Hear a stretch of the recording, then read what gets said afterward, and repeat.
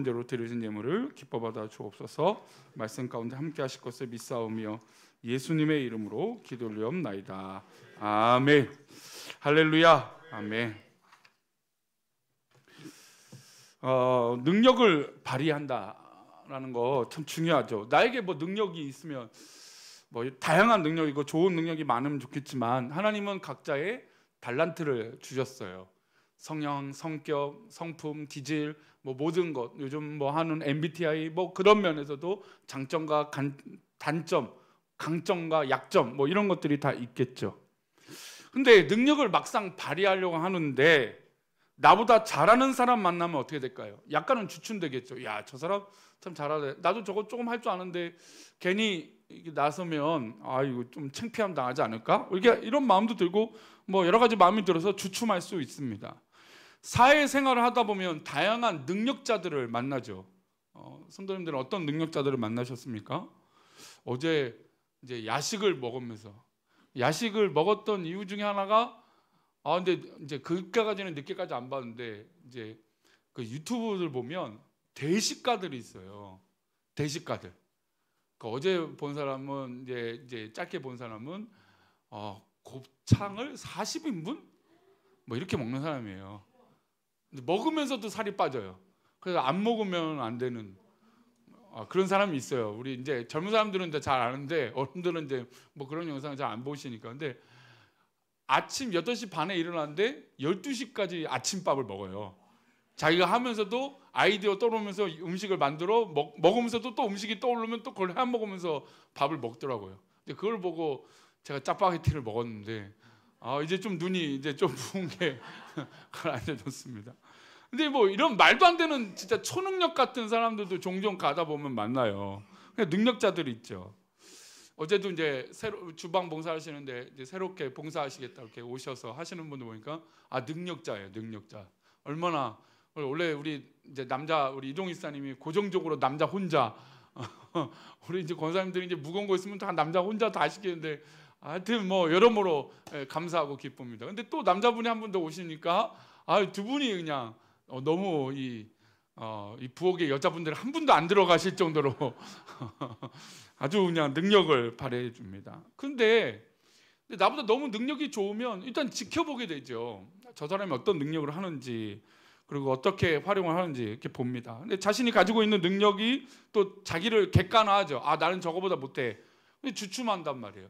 근데 교회 사역이라는 게 또 우리가 함께 더불어 살아가는 게 월등한 능력자만 하는 것은 아니잖아요, 그렇죠? 그걸 조금 부족해도 조금 그거보다는 아니더라도 같이 또 맞춰가고 또 아무리 대단한 능력이라도 그것을 혼자 다 할 수는 없는 것입니다. 그러니까 어우러짐이 있어야죠. 그게 어우러짐이 있는 곳이 바로 공동체고 저는 교회가 바로 그렇게 되어야 된다고 생각합니다. 자신의 능력을 활용할 기회가 오면 그때 이제 좀 나서서 할 필요가 있죠. 아마 우리 교회에서도 보이시면 우리 성도 중에 어떤 이런 부분들을 좀 내가 도우면 좋겠다, 하면 좋겠다 하는 분들이 있을 거예요. 근데 나서기가 조금 부담스러운 게 한 번 발 담그면 나오기가 쉬워요, 어려워요? 안 되죠. 하나님 주신 사명인데 자리인데 내가 한 번 딱 봉사하기 시작하면 열심히 해야죠. 그래서 연말 되면 아이고 힘듭니다, 어렵다 하더라도 그래도 하나님 부르심을 고민하고 기도하면 그게 다시 바뀐단 말이에요. 왜냐하면 하나님이 하신 거구나 라고 받아들이기 때문이에요. 내가 잘하고 못하고의 자꾸 관점이 있으니까 스트레스를 받지만 그걸 좀 더 내려놓으면 그저 내가 부족해도 연약해도 좀 잘 안 되고 티격태격해도 잘 할 수 있다라는 겁니다. 저도 한참 사역을 할 때 뭐 나서는 거 좋아합니다. 뭐 좋아했죠. 지금도 뭐 하는 거 참 좋아합니다. 근데 나서는 걸 좋아하다 보니까 어느 순간 혼자 다 하는 거예요. 그래서 이게 과연 맞는가? 그래서 이제 제가 이제 뭐 성원교회 꿈꾸는 교회 사역할 때 늘 그러겠죠. 전도사님인데도 파트타임인데도 제가 뭐 거의 뭐 성도님 아시겠지만 주일 뭐 평일 며칠 빼고는 뭐 거의 매일 나와서 교회 사역들을 다 하고 또 뭐 이제 그때는 청년부 아니면 유초동부 아니면 중고동부 청년부 두 부서를 다 맡아서 사역을 했습니다. 근데도 뭐 끝나고 뭐 주일날도 오후에 끝나서 늘 농구하러 가고 애들 축구하러 같이 가고 뭐 저녁 같이 먹고 늘 그랬던 거예요. 근데 그게 늘 즐거웠어요. 근데 이제 양천중학교 갔더니 거기 이제 부목사님 한 분 계시고 여전사 한 분 계시고 전도사님 두 분이 계시고 담임 목사님 사역자가 이제 뭐 2배, 3배 많아지는 교회를 간 거예요. 근데 더 많이 하는 거예요. 진짜 금요일 새벽 3시까지 있고, 토요일 날도 뭐 있고, 주일은 뭐 당연히 뭐 밤늦게까지 있고. 저는 파트인데, 전도사인데 늘 그러고 있는 거예요. 그러더니 주보도 저보고 만들라는 거예요, 나중에.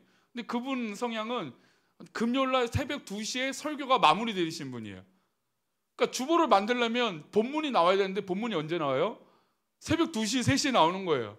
그래서 아내랑 이때, 야, 이래 갖고는 토요일 날 주보를 못 만들겠다. 그냥 금요일 날 애들, 청년들하고 뭐 게임도 하고 놀기도 하고 기도도 하고 그러다 그냥 뭐 이제 설교 준비도 나도 이제 그때 하자 해갖고 이제 새벽 2시, 3시 뭐 심지어 4시까지도 기다렸다가 간 적도 있어요. 주보가 완성이 안 되고, 또 복사기로 하니까 300부, 400부 하니까 복사기가 되다가 고장이 나는 거죠. 그러면 또 고쳐요. 저는 왜 그걸 또 고칠 수 있는지 모르겠어요. 못 고치면 안 하면 되는데 그걸 또 고쳐내요. 뭐 새까맣게 뒤집어 쓰고 또 그걸 고쳐내요. 또 그걸 좋아하니까 만지고 뭐 부셨다가 붙였다가 또 조립했다가 뭐 이거 좋아하니까 다 해요. 근데 점차 다 하는 거예요. 근데 어느 날 제가 화가 난 적이 있어요. 왜 화가 났냐면, 모든 걸 이제 다 하다 보니까 현수막을 걸었는데, 거기 이제 교회 벽면이 현수막이 한 2, 3m 올라가야 돼요. 이 현수막 붙이려면 두 사람이 하면 좋잖아요, 그죠? 편하게 양쪽 잡아줘 이렇게 하면 편한데, 교육자들이 아무도 안 도와주는 거예요. 자, 현수막 걸겠습니다. 라고 얘기하면, 왜냐면 그 얘기를 한다는 건 도와달라는 거잖아요. 그러냐, 그렇게 얘기를 했는데도 한참인데도 안 온 거예요. 그럼 이제 저같이 이제 급한 사람은 빨리 해야 하잖아요. 하는데, 이거 원래 매달려서 이렇게 하는데 아내가 지켜보는데 좀 속이 상하는 거예요. 내가 지금 이 전도사인데, 물론 이제 강도사들은 시험을 앞두고 뭐 이러고 있는데, 아니 왜 나 혼자 이러고 있지? 이게 과연 맞는가? 나는 이제 다음 교회 만약에 가면 나 이제 못하는 척 해야겠다, 그 생각이 들었어요. 근데 더 큰 교회로 갔습니다. 더 큰 교회 갔더니 뭐 실력자들이 너무 많죠. 뭐 평신도에도 뭐 그렇고 뭐 얼마나 뭐 능력자들이 많아요. 2, 3천 명 되는 교회니까 능력자 뭐 교육자들도 보니까 뭐 내노라 하는 교회, 뭐 유명한 교회 다 출신들이고, 뭐 사역했던 얘기를 들어보니까 뭐 대단해요. 나는 여태까지 뭐 했나 막 그 생각이 드는 거죠. 그래서 잘 됐다. 나는 감추고 지내야겠다. 제가 할 줄 아는 것도 있어도 좀 감춰야겠다. 그래서 전도부서나 유년부 부서를 맡아주기, 이제 교구 하나 맡아줘서 이제 그거를 했어요. 뭐 생각보다 시간이 좀 여유롭더라고. 안 한 걸로 감추기로 하니까. 근데 감출 수 있을까요, 없을까요? 성향이 못 감춰요. 결국 이제 뭐가 보이니까 제가 하겠습니다. 제가 하겠습니다. 제가 하겠습니다. 근데 제가 동학교를 나오기 전에 교회가 50주년이었어요. 50주년. 그 뭐 교회 유래로 이제 교회가 건축하고 빚이 많았는데 빚도 뭐 많이 갚고 거의 다 갚고 이제 교회가 더 풍성해졌다 해서 50주년은 여태까지 좀 어렵겠지만 이번에는 좀 뭐 60대 이상은 제주도, 이제 우리 김태 목사님이 제주도 계시잖아요. 제주도로 60대 이상은 무료로 관광을 시켜주자 막 이랬어요. 그러니까 한 200명 되잖아요. 그 65세였는가 아마 그랬을 거예요. 그것도 이제 남자분들도 안 가고 여자분들만 200명이었어요. 누가 인솔할 거냐? 담당자가 있었어요. 담당 목사님이 있어요. 그분이 이제 송기도 목사님이었고, 송기도 목사님이 같이 갈 사람이 찾아요. 제가 갔어요. 갔는데 손 목사님은 김인태 목사님 워낙 사랑하셔갖고 김인태 목사님 옆에 있고, 제가 200명을 3박 4일 내내 인솔하고 여기는 이렇고 저기 이렇고, 물론 이제 관광버스랑 이제 가이드가 있었지만 그게 다 되겠습니까? 옆에서 서포트하고. 와, 한 이틀 지나니까 제가 진이 빠지더라고요. 화장실부터 모든 간식부터 또 뭐 필요하다면 사다 달라는 것부터 다 서포트하니까 한 이틀 지나니까 이게 내가 뭐 하는 건가.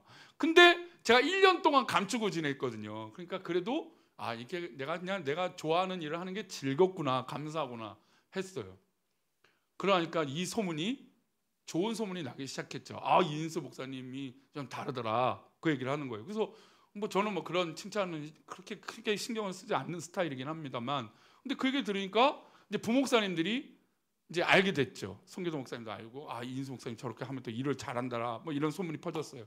그리고 50주년 하는데 마지막 제일 큰 하이라이트 같은 행사가 있었어요. 그게 뭐냐면 동작구민과 함께하는 전교인 체육대회였어요. 그게 지금 그 한강대교 바로 밑에 있는 노들길 옆에 그 큰 공원인데, 거기서 이제 체육대회를 진행하라는 거예요. 그때는 교육자도 뭐 도와주는 사람 아무도 없이 저 혼자 다 하라는 거예요. 그래서 이제 운영위원회를 만들고 뭐 안수 집사님도 연합회를 만들어서 재정을 하는데 1억 5천을 주는 거예요. 1억 5천이면 저희 교회 절반 이상 되는 재정인데 그걸 이제 쓰라는 거죠. 뭐 2천 명이 넘으니까 그래갖고 뭐 그때부터 바베큐를 부르고 뭐 뭘 부르고 또 부르다가 뭐 이제 동작구민과 같이 하라니까 동작구민 뭐가 좋겠냐, 에어로빅 하는 댄서들이 유명하대요 그쪽에. 그래서 그쪽도 섭외해갖고 한번 보여줘라 했더니 또 여자 성도님들이 그거 이제 끝나고 나서 이제 강평하는데 그런데 부르지 말라고, 여자들 선정적이다고 뭐 그런 얘기 들었는데 또 근데 그걸 추진했던 안수 집사님이 있어요. 그래서 그래 또 해보라고 했는데 뭐 어떤 그걸 다 했어요. 하고 나서 이제 그 해에 이제 마무리를 됐고 어머니가 좀 몸이 안 좋으시고 해서 교회를 옮겨야겠다. 이제 해림교회를 가기 전에 그 고민하고 이제 기도를 하고 목사님한테 딱 말씀드렸는데, 원래 김희태 목사님이랑 그 사모님이 저희 가정을 그렇게 예뻐하지 않으셨어요. 그 전까지는. 왜냐하면 워낙 뛰어나신 부목사님도 계시고 잘하고 계시는 목사님도 있고 그리고 실제로 후임이 되는 부목사님이 계실 정도로 교회가 참 탄탄했어요. 근데 저는 이제 뭐 고작 2년 사역을 했는데 이게 이제 제가 이제 1년을 참았으니까 얼마나 그 1년 동안 그 남은지, 이 행사도 진짜 뭐 거의 뭐 정말 제 기억에 남을 정도로 큰 행사로 잘 했다고 자부하는 행사인데 하고 나니까 너무 감사하고 나는 일을 해야 기쁜 사람이구나. 근데 맨 처음에는 그 목사님과 사모님이 저를 몰라주는 것 같은데 그 일을 마치고 나서 처음으로 부목사를 사임한다는데 3번을 잡으신 거예요. 처음으로 사임하지 마라, 사임하지 마라, 사모를 불러놓고 사임하지 마라, 저를 불러놓고 사임하지 마라 얘기를 한 거죠. 그 얘기 듣고 감사했어요. 그러면서 드는 생각이 하나님의 사역은 그냥 주어지면 그냥 이것저것 재지 말자, 그냥 하는 게 감사하다. 근데 그래서 배웠어요. 그래서 내가 세상 일이면 그냥 모른 척하고 아닌 척할 수도 있고 그냥 뭐 넘어갈 수도 있지만 이게 어느 일이에요? 하나님 일이구나 라는 걸 그때 또 깨달았던 것 같아요. 그래서 지금 사실 우리 김태 목사님을 제가 종종 연락드리면 지금도 저희 가정을 아끼고 우리 교회를 위해서 새벽마다 인수 목사야, 내가 너희 교회를 위해서 지금도 기도하고 있다, 내가 오늘도 기도했다 얘기를 하시더라고요. 그래서 그 마음이 느껴지니까 또 감사하고 좋은 경험을 했던 것 같습니다. 이 얘기를 들으니까 아마 성도님들도 나도 맞아, 교회 그렇게 하고 싶은데 좀 참고 계신 분이 있다면 그러지 마시고 목자들이나 아니면 사모님이나 우리 교육자들한테 얘기하셔서 나 그렇게 일하고 싶다고, 봉사하고 싶다고 말문이 열리기를 바랍니다. 열려야죠. 쓰임 받아야죠. 하나님의 일이잖아요. 이게 그러니까 다른 게 아니라 하나님의 일이라는 거예요. 그래서 능력 발휘가 그래서 중요한 거예요. 정말 중요한 신앙은 어떨까요? 우리 신앙은 어때요? 우리 복음을 받은 신앙은 숨겨야 될까요? 그러니까 제가 이 얘기를 해서 잘했다라고 말씀드리는 게 아니라 숨기는 게 더 어렵다라는 거예요. 사실 그 말을 하고 싶었어요. 1년 동안 참으니까 몸이 근질근질해갖고 미치겠는 거예요. 왜요? 나도 물론 저렇게 잘하지 못. 그러니까 우리 이제 이번 주에 박아로 목사님이라고 한번 저 예전에 우리 교회 오셔갖고 설교하신 분 있잖아요. 교회 이전하기 전에 젊은 잘생기기도 엄청 잘생기고 뭐 그 교회에서 인기도 엄청 많았어요. 그 말도 잘하고 찬양도 참 잘하고 잘해요.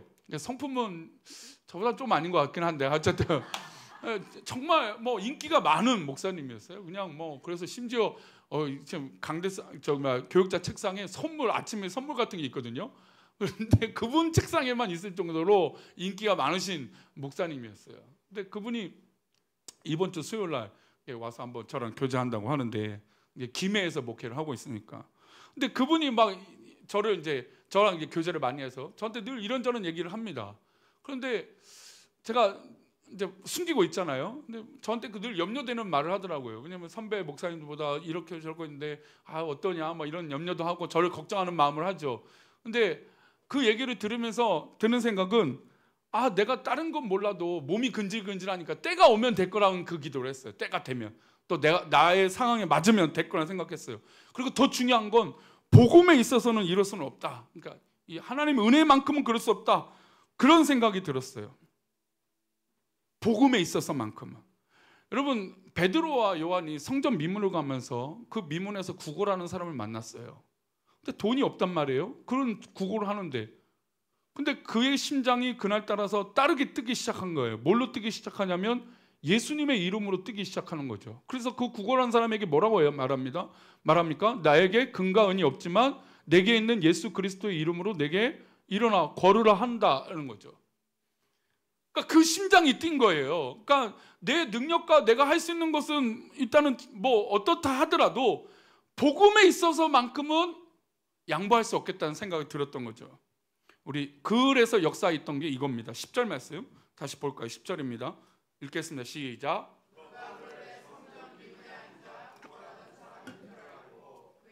그러한 일로 인하여 심히 놀랍게 여기며 놀라니라. 그러니까 원래 성전 미문에 있던 사람이에요. 이 사람은 그 사람인데 그에게 일어난 일이 뭡니까? 그에게 일어난 일은 다른 돈과 뭐가 의사가 아니라 예수 그리스도의 이름으로 일어난 일로 인해서 놀란 거예요. 물론 이 사람이 구걸하고 일어서서 뛰어다니는 걸 보고 놀라기도 했지만 이 사람이 왜 일어났는지 모든 사람이 알았거든요. 그리고 이가 그렇게 말하고 다녔거든요. 그리고 그 주변에 예수님을 따르고 있던 제자들이 있다는 걸 알고 있었거든요. 그러니까 주변 사람들이 이 일이 어떻게 일어났냐? 예수 그리스도 때문에 일어났다라는 거예요. 그러니까 이게 심장이 뛰기 시작한 거죠. 베드로 요한에게. 그리고 그에게 전했고 이 사람 역시 그 예수 그리스도 이름이 뛰기 시작하는 거예요.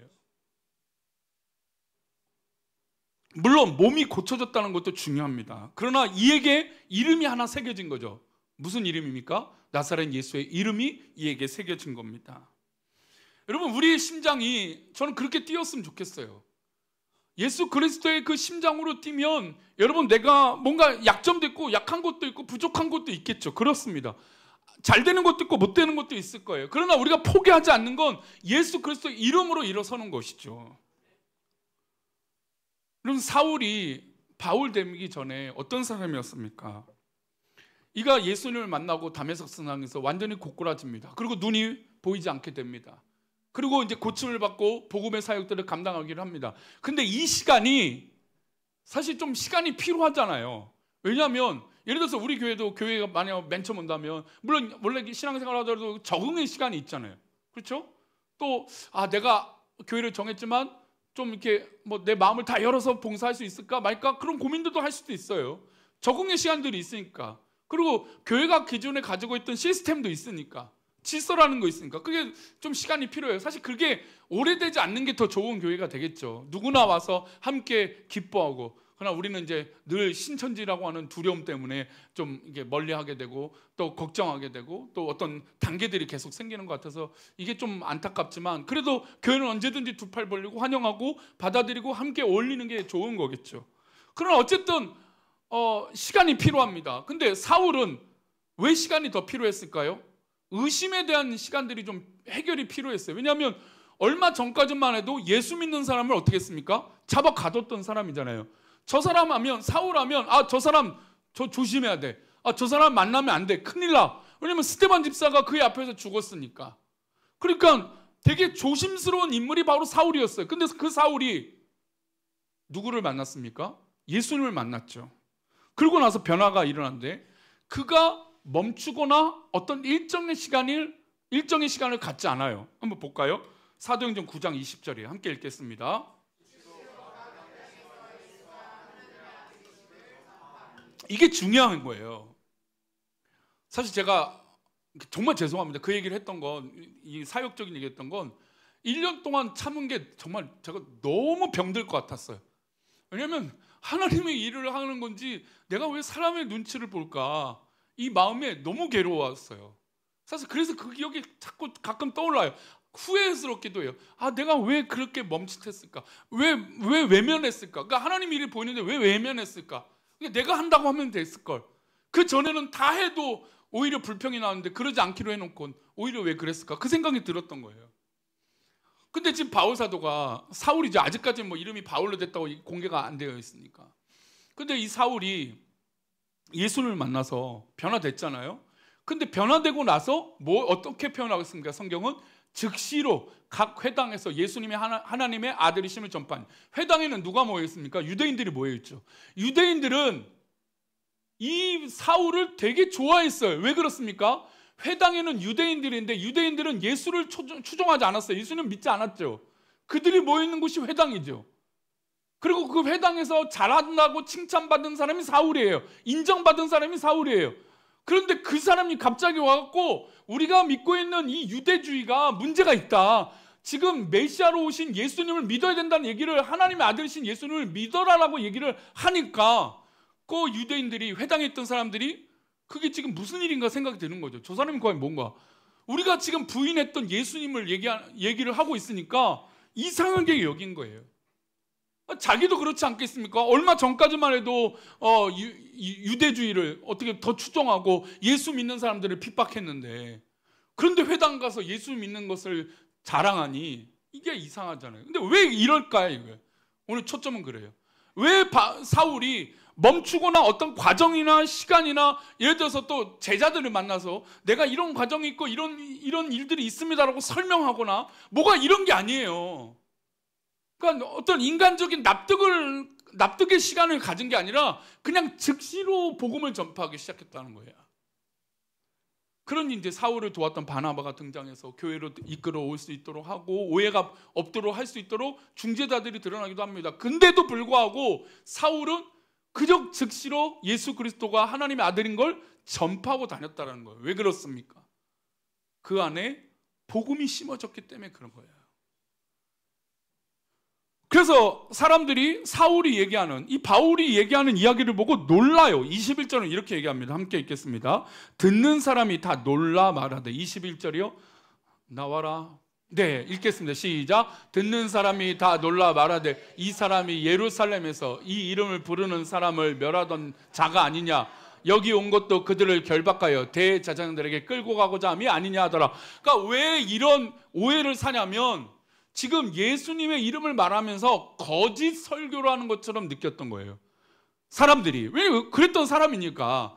그러니까 예수님이라고 이름을 말하고 하나님의 아들이라고 말하면 그것을 동조하거나 아멘하면 잡아가두는, 그럴까봐 지금 의심을 사는 거예요. 야, 우리 조심해라. 입 조심해라. 지금 우리가 또 저 말에 현혹돼서 맞아, 예수님이야, 하나님의 아들입니다, 이렇게 말하면 우리 다 잡아가두는 거 아닌가? 이런 의심이 들 정도로 아주 짧은 시간에 변화가 된 거예요. 여러분, 우리가 이런 사람들 만나면 아이고 얼마나 며칠이나 가거나 보자, 이런 생각 들잖아요. 저도 좀 바꾸고 싶은 게 있는 게 참 잘 안 돼요. 야식 먹으면 안 된다는 거 안 되면서 일주일에 꼭 한 2번은 먹는 것 같아요. 그것도 예전 같으면 많이 줄은 거죠. 예전 같으면 거의 매일 야식을 먹었죠. 매일 야식, 저녁 먹고 야식 먹고 그랬는데 도저히 안 되니까 이제 좀 줄인 게 2번이긴 한데. 근데 고치려고 잘 안 돼요. 근데 이렇게 바뀌는데 사람들이 다 놀라죠. 당연히 놀라죠. 그래서 놀란다고 말하는 거예요. 그리고 이 사람에 대해서 얘기를 하잖아요. 이 이름을 부르는 사람을, 그러니까 예수님의 이름을 부르는 사람을 멸하던 자, 잡아 가두고 멸했던 사람이 저 사울 아니냐. 여기 온 것도, 지금 회당에 온 것도 그 사람들을 좀 찾아내려고 저렇게 전술을 하는 거 아닌가, 이런 이야기를, 평가를 들을 정도였습니다. 그런데 그럼에도 불구하고 바울 사도가 멈추지 않아요. 이런 얘기가 들리잖아요. 야, 너 지금 무슨 소리야? 너 얼마 전까지만 해도 예수 이름 말하면 잡아가뒀잖아. 그러니까 오히려 지금 복음에도 방해가 될 수도 있는 거예요. 그렇잖아요? 유대인들 입장에서 보고, 유대인들이 듣고 있는 과정들 볼 때 무슨 예수님의 이름을 왜 말해? 네가 이렇게 좀 오히려 방해가 됐던 과거의 행적이 있잖아요. 그런데 지금 이 얘기를 하는데 왜 멈추지 않고 이런 얘기를 들으면도 계속 더 뜨겁게 하는 이유가 뭘까요? 그것은 사울이 만난 예수님이 진짜이기 때문이에요. 이게 정말 중요해요. 우리가 믿는 예수님이 진짜이기 때문인 거죠. 사울은 이 예수님을 만났기 때문에 주저할 시간이 없었어요. 아니, 시간이 부족했던 거예요. 아니, 어떤 인간적인 판단과 상황이 이게 눈에 들어오지 않는 거예요. 그냥 즉시로 내가 복음을 전해야겠다. 왜요? 그 심장이 너무 뛰니까 멈출 수 없는 거예요. 근데 그 얘기를 들었잖아요. 그럼 사울이 어떻게 됐을까요? 22절은 사울이 또 다른 모습의 변화가 일어난 걸 볼 수 있어요. 함께 읽겠습니다. 사울은 힘을 더 얻어 예수를 그리스도라 증언하여 다메섹에 사는 유대인들을 당황하게 하느니라. 사울은 오히려 그런 의심이 들잖아요. 걱정이 되냐면 거기서 나는 좀 조심해야겠다. 난 좀 잘해야겠다. 아니, 좀 다른 방법을 해야 될까? 이게 아니에요. 힘을 더 낸 거죠. 이게 더 중요한 거예요. 왜 힘을 더 냅니까? 내가 믿고 있는 예수님이 진짜니까 더 힘을 내는 거예요. 만약에 내가 가짜면, 여러분, 어떻게 하겠습니까? 가짜면 어떻게 해요? 안 되잖아요. 그러니까 진짜니까 힘을 더 낸 거예요. 그리고 예수를 그리스도라고 증언하는 거죠. 그랬더니 이 다메섹, 원래 다메섹을 가기로 했었잖아요. 다메섹 가다가 예수를 만났잖아요. 사울이. 그 다메섹에 사는 유대인들이 당황한 거예요. 저 사람 뭐야 도대체? 왜 좀 전에는 저랬다가 지금 왜 저래? 그 이유가 뭡니까? 예수 그리스도로 진짜 힘을 더 얻게 된 것이죠. 그러니 사역자의 삶은, 리더의 삶은, 믿음의 사람의 삶은, 적어도 오후 예배 들으시는 성도의 삶은 오직 내 안에 예수 그리스도가 가득해야 돼요. 이게 확실해야 돼요. 여러분 아무리 어렵고 힘들고, 여러분 뭐 우리가 공동체가 아무리 지금 감사하고 오늘 대표기도 하신 분처럼 하나가 되게 하셔서 감사합니다, 이게 절로 나올 정도로 감사하지만, 여러분 그래도 인간적인 모습에 우리는 때로 실망도 하고 염려도 되고 걱정도 되고 두려움도 생기고, 또 나와 같지 않은 마음 때문에 염려도 생기고, 또 뭐 여러 가지 갈등이 있을 수도 있어요. 그런데 그 모든 것을 뛰어넘을 수 있는 건 뭐냐?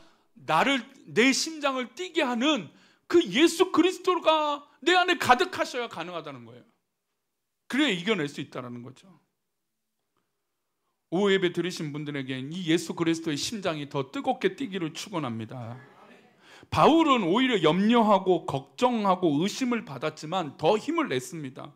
그러자 오히려 자신의 편인 줄 알았던 사람이, 사울이, 그러니까 유대인들이 막 당황하기 시작한 거예요. 저 뭐지? 저 사람 왜 저러지? 막 이런 일이 있습니다.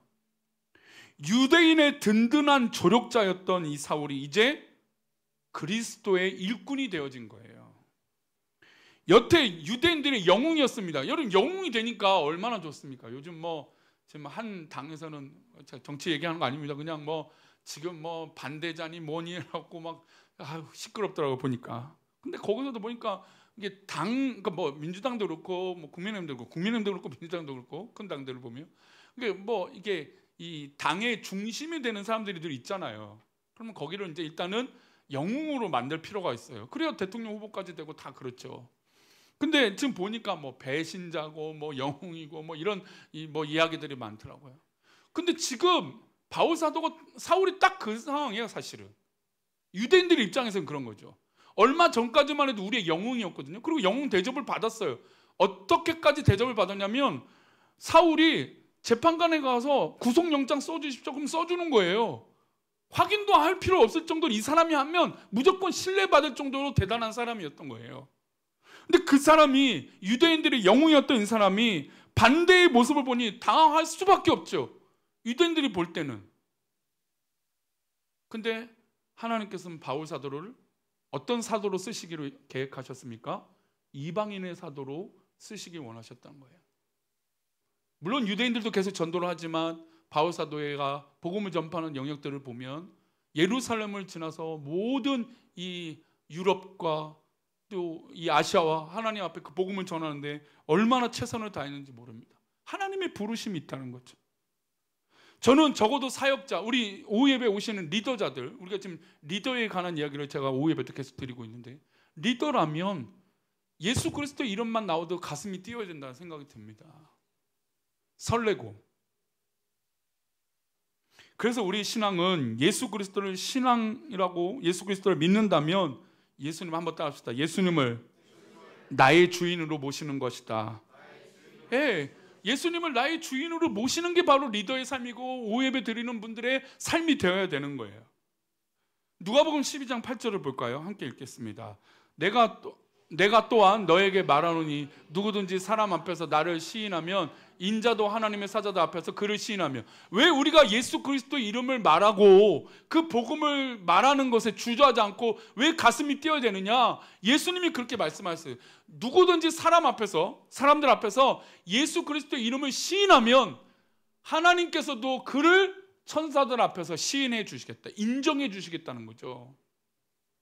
제가 사실은 이 말씀을 묵상하고, 제가 이제 금요일 날 얘기를 드렸지만 제가 전철을 타고 가다가 진짜 내가 복음을 전하고 싶었어요.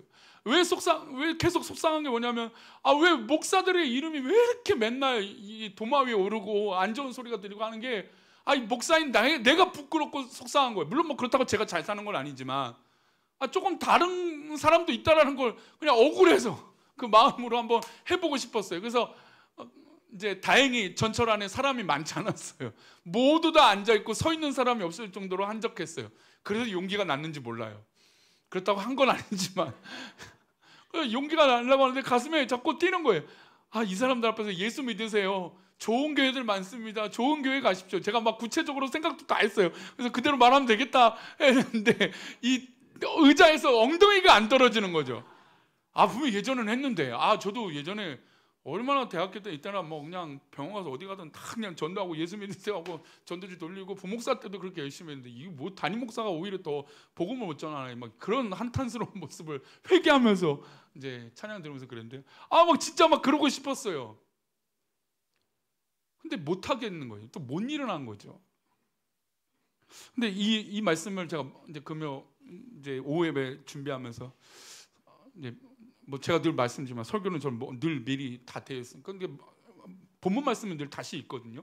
근데 있는데 이 말씀이 너무 제 가슴을 찢는 거예요. 왜냐하면 누구든지 사람 앞에서 예수님을 그냥 시인하면 하나님도 나를 인정해 주신다는데, 나는 교회에서만 목사인 거예요. 이게 과연 옳은가? 세상 사람들 볼 때도 목사, 물론 이제 이게 갈등이 많아갖고 제가 운동하는 곳에서도 이런 갈등을 했다고 종종 말씀드렸지만, 근데 진짜 목사인데, 예전에는 7, 80년대, 90년대 목사하면 동네 사람들 와갖고 상담하고 막 이혼하고 막 부부싸움 해갖고 눈물 흘리신 분, 교회도 안 나오는 분이 와갖고 목사님한테 기도받고 한탄스러운 상담하고 막 그렇게 가신 분들을 굉장히 많이 봤어요. 저희가 어릴 때 있는 교회도 큰 교회가 아님에도 뭐 그랬어요. 동네에서 사람들이. 그런데 지금은 목사한테 그런 얘기를 하지 못하죠. 그게 뭘까? 그러니까 목사인 이 내가 내 이름에서, 내 입에서 예수 그리스도 이름이 부족한가 보다, 그 생각이 들어서 참 이 말씀에 제가 참 괴로웠어요. 제가 신학교를 간 이유도 이 예수님의 이름이 띄기 때문에 그렇거든요. 너무 예수님의 이름만 말해도 그냥 뜨거웠고 띄었던 사람인데 왜 내가 1년을 감췄을까? 막 그런 후회들. 왜 내가 모른 척했을까? 하나님 주신 능력인데 왜 그 능력을 발휘하지 못했을까? 내가 하나님 앞에 시인하면 하나님도 우리를 인정해 주신다는데 왜 그걸 못했을까? 아니면 내 안에 진짜 예수 그리스도가 띄지 않고 살아계시는 것은 아닌 거야? 그 생각이 들었어요. 보세요. 또 반대로 주님은 이런 얘기를 하세요. 누가복음 12장 9절인데요. 함께 읽어보겠습니다.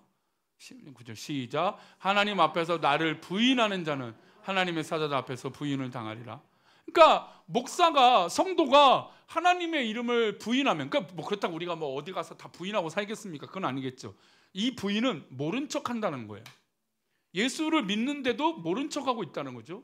그러니까 부인하는, 모른 척하는 자는 하나님 사자들 앞에서 모른 척을 당한다는 거예요. 아니, 이거 우리 굉장히 중요한 문제예요. 천국에 가서 하나님 우리를 모른다 하시면 어떻게 해요? 하나님을 우리 삶에서 인정하면 저 천국 문에서 하나님께서 우리를 두 팔 벌려 기다리고 잘 왔다, 수고했다라고 하실 텐데, 우리가 이 땅에서 하나님을 모른 척하고 살면 하나님도 그 성전 앞에서, 천국 문 앞에서 우리를 모른다 하신다는 거예요. 그러면 물어야죠. 나한테 예수 그리스도의 심장이 있는가? 그 복음이 나한테 진짜 있는가? 말이라도 거역하면 그래도 용서받을 기회가 있지만 진짜 성령을 거역하면 주님을 만난 것을 부인하는 상태가 됩니다. 누가복음 2장 10절은 이렇게 말합니다. 함께 읽겠습니다. 누구든지 말로 인자를 거역하면 사하심을 받으려니와 성령을 모독한 자는 사하심을 받지 못한다. 그러니까 말로는 실수할 수 있다는 거예요. 인자를 거역하는 건 용서할 수 있다. 말로는, 어떤 인간적인 실수는. 근데 성령을 모독한 자는 어떻게 해요? 용서를 못 받아요.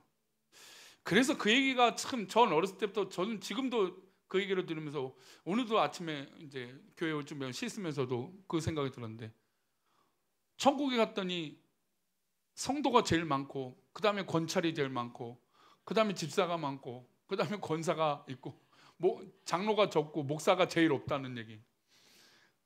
근데 그러면서 또 어떤 유명한 그 부흥 강사가 했던 얘기가 있어요. 천국에서도 어떤 일들이 있을 거 아니에요. 시기와 질투와 인간의 어려움들은 다 없지만, 근데 맨날 허드렛 일하고 있는 건 이 땅에서 영광을 누리는 목사가 허드렛 일을 하고 있을 거라는 얘기예요.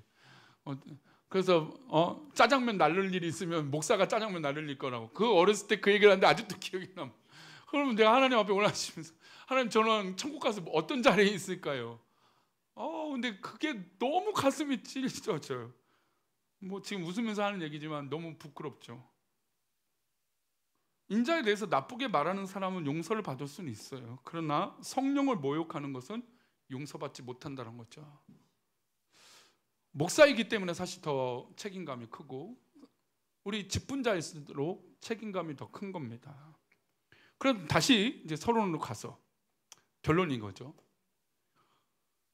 우리가 예수 그리스도를 만나면 그 복음이 뜨거워서 그 복음의 이름을 말하는 거예요. 그 이름이 누구예요? 예수 그리스도죠. 그 예수 그리스도가 내 심장에 띄어서 그 예수 그리스도를 나누는 거예요. 이게 우리의 리더의 삶이고 오후예배 들으신 분들의 삶이 되어야 됩니다. 우리 교회 저는 100점을 주고 120점을 주고 싶지만 그러나 우리 성도들의 삶에서 100점인 교회가 어디 있겠습니까? 조금 부족하겠죠. 근데 그 부족한 걸 예수 그리스도의 그 복음으로 채우시기를 소망합니다. 그 심장으로 채우셨으면 좋겠습니다. 능력 발휘하십시오. 감추지 마세요. 여러분 감추면 오히려 병납니다. 저 병 났어요. 사실 병이 생기더라고요. 그때 약간 지금보다도 훨씬 10 몇 킬로가 더 쪄 있는 상태였고 지금보다도 몸이 망가지더라고요. 안 되더라고요. 여러분 능력 발휘할 때 하나님 채우실 것을 믿습니다. 우리 찬양하겠습니다. 우리 내게 강 같은 평화, 내게 강 같은 평화.